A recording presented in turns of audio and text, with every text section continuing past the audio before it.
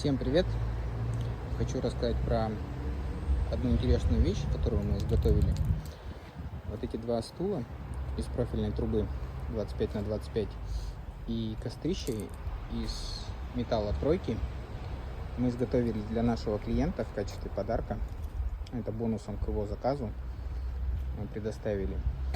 Достаточно интересное решение. Эти два кресла изготовлены из трубы, плюс водостойкий материал. Он мягкий, но его легко протирать и достаточно удобно и комфортно на нем сидеть. Материал особого ухода не требует.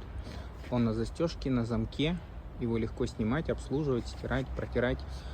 В уличных условиях просто идеальный материал для использования. Кроме этого, мы изготовили вот такой эко-камин. Это кострище из металла тройки. Плюс установлен емкость для эко-камина. Туда заливается жидкость, которая горит, не выделяет запах и достаточно экологично и безопасно использовать внутри помещений.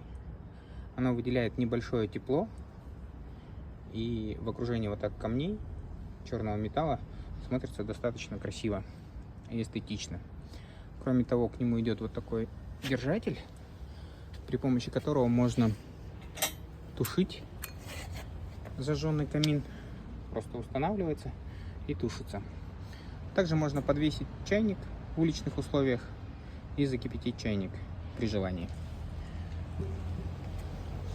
Вот такой интересный набор у нас получился. Сегодня он поедет к клиенту, мы его передадим.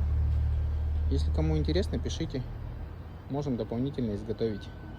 Достаточно недорогое и интересное решение для уличной мебели.